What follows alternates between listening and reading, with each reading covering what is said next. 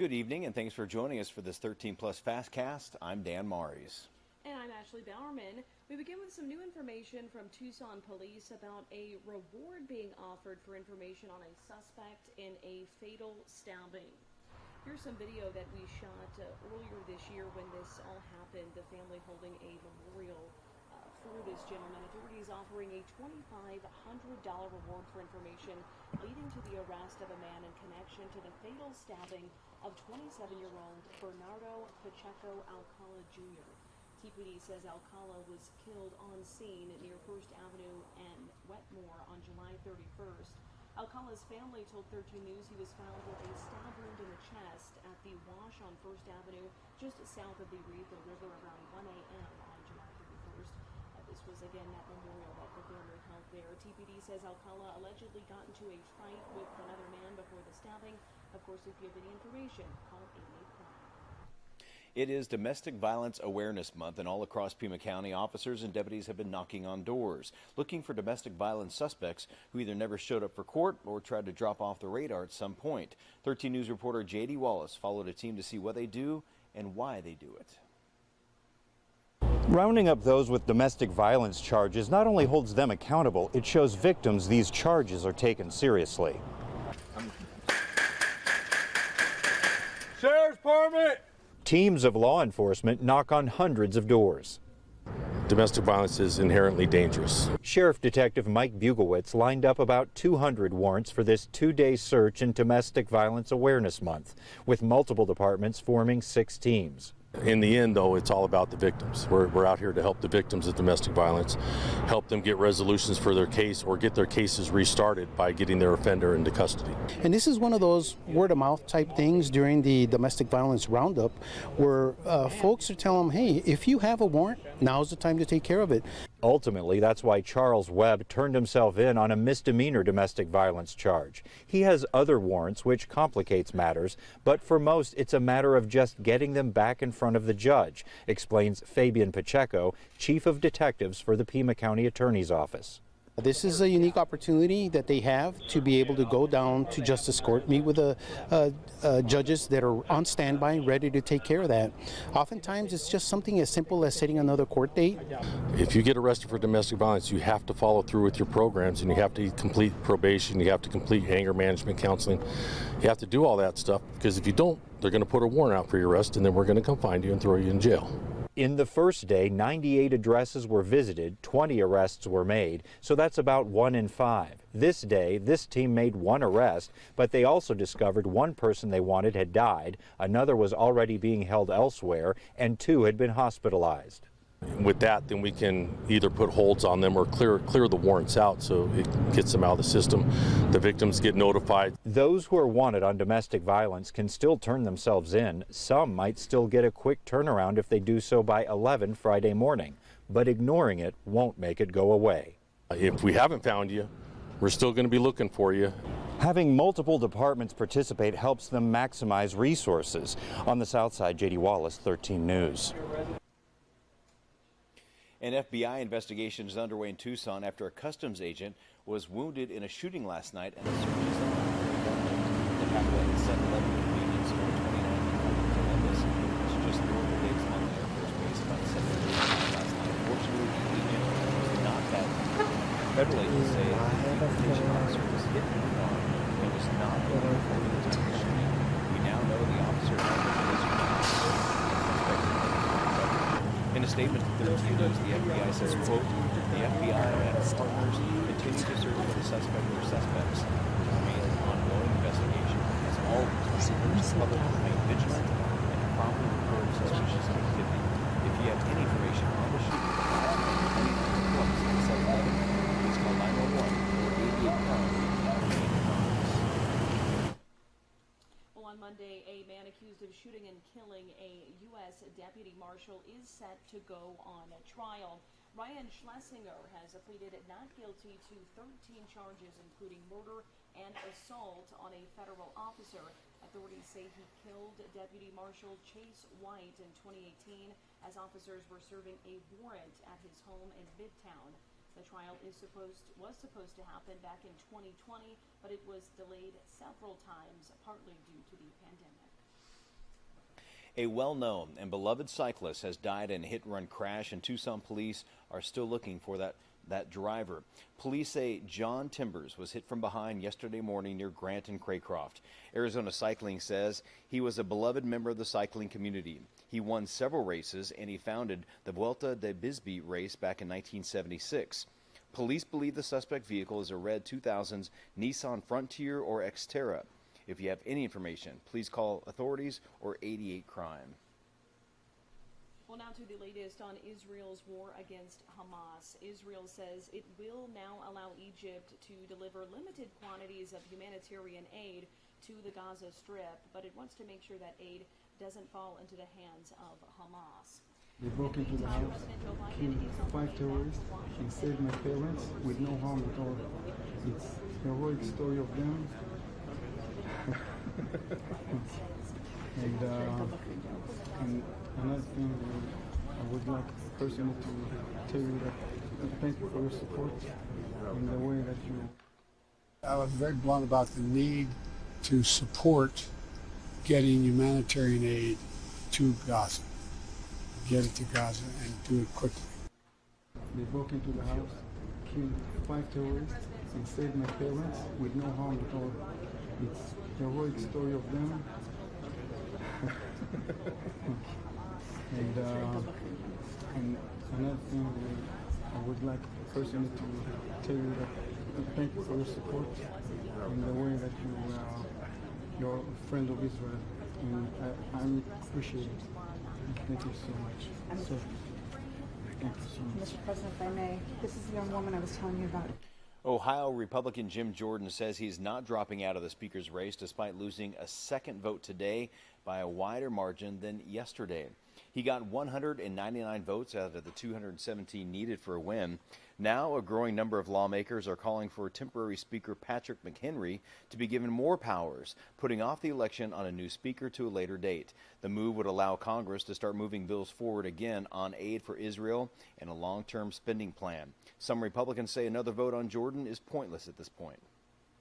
It's clear he doesn't have the votes.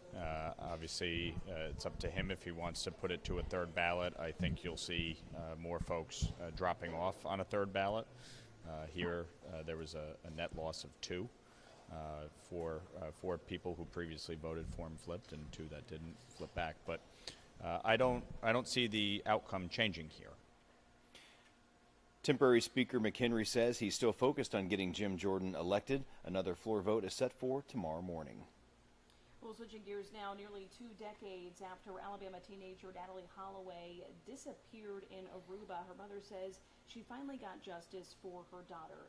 Joran Vandersloot pleaded guilty in federal court today to extorting and defrauding the Holloway family, and in court documents he confessed to Holloway's killing. Emily Schmidt has more on what brought the move from prime suspect to admitted murderer. It's been 18 years since 18-year-old Natalie Holloway was seen leaving a bar in Aruba with 3 men, including Joran Vandersloot, and never seen again. And then you. Gone as long as she lived. But now her mother says the case is solved. It's over. Joran Vandersloot is no longer the suspect in my daughter's murder. He is the killer. Vandersloot was arrested multiple times in connection with Holloway's disappearance, but released when Aruban authorities said there wasn't enough evidence against him. Despite their grief, the Holloway family kept fighting for justice for Natalie. Natalie's body was never found. But Vandersloot ended up in federal court when he was accused of trying to sell her family information about her remains. As he pleaded guilty to charges of extortion and wire fraud, he confessed in a proffer that was part of his plea agreement to murdering Holloway with a cinder block after she refused his sexual advances. He said that after killing her on the beach in Aruba, he put her into the water, and that was the last that he ever saw her. Vandersloot's 20-year sentence will run concurrently with a murder sentence he's serving in Peru, where he was convicted of killing another woman. In court Wednesday, Vandersloot apologized to Holloway's family, saying he is not the same person today he was then. In a statement, Natalie Holloway's father called Vandersloot evil personified, asking people to hug their own children in honor and loving memory of his daughter. I'm Emily Schmidt reporting.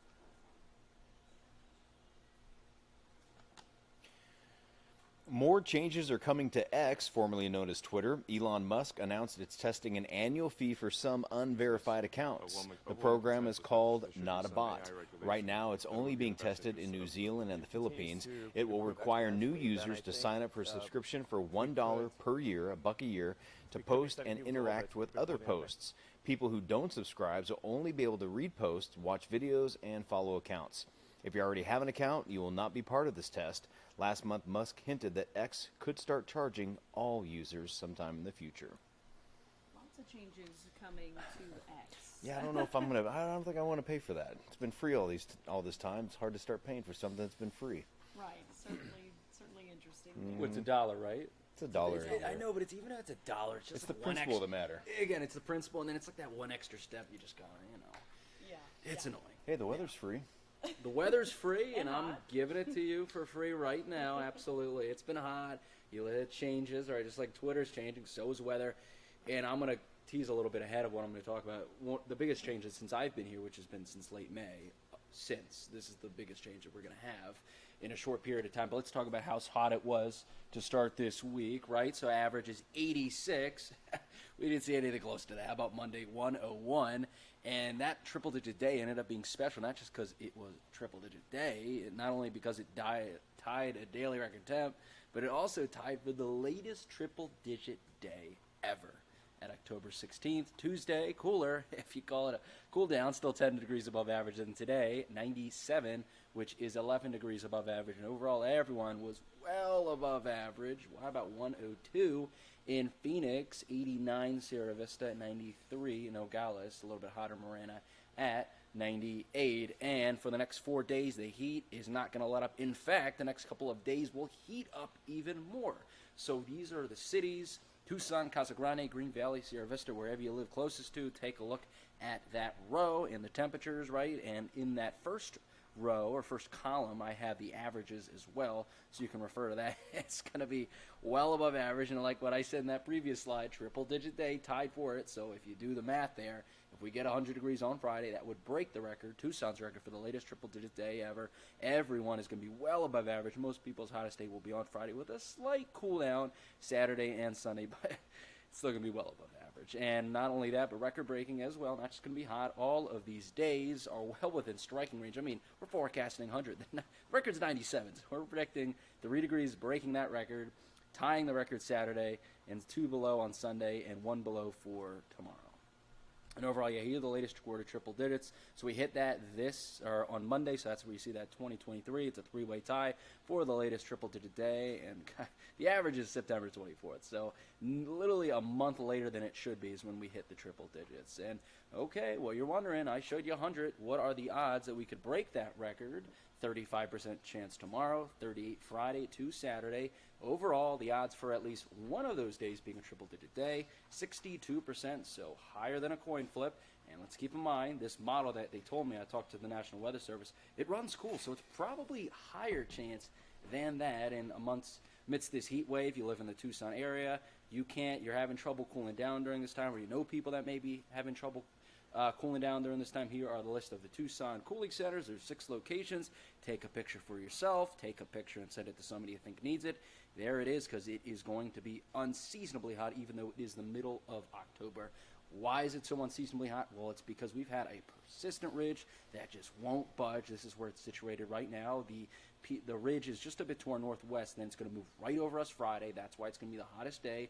Move just a bit to our south and east Friday into Saturday, and then we're going to be more of a neutral pattern in terms of troughing or ridging by the end of the weekend, cooling us down a bit. And then here comes way cooler temperatures in the name of a trough, which is going to bring down really cool temperatures from the north to our neck of the woods Monday through next week. I wish it was this week. So welcome to the roller coaster ride. Here we go. Those extremely hot temperatures for this time of the year. Look at that, guys. I mean, are you kidding me? What a temperature swing. Unbelievable. How about 88 Monday? That's a nice cool down. But how about down to the 70s Tuesday and Wednesday? Yeah, so I'd say keep all hands and feet inside the vehicle during this temperature swing. 100 degrees Friday, 78 Tuesday. So let's compare and contrast Friday and Tuesday. Friday would be the latest triple-digit day ever. It's 15 degrees above normal. And then how about just 4 days later, a 22-degree drop where we're not just average, we're going to be 6 below average if our forecast holds.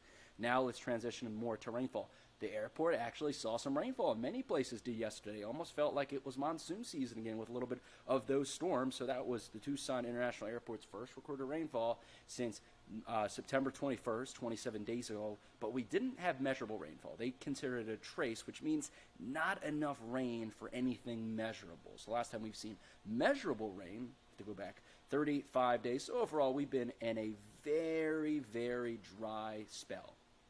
And that lasted today, right? We didn't see what we saw yesterday. Clear skies throughout the entirety of the region. We zoom out, pretty much everyone is remained dry, not just dry, but clear in the entire western half of the country.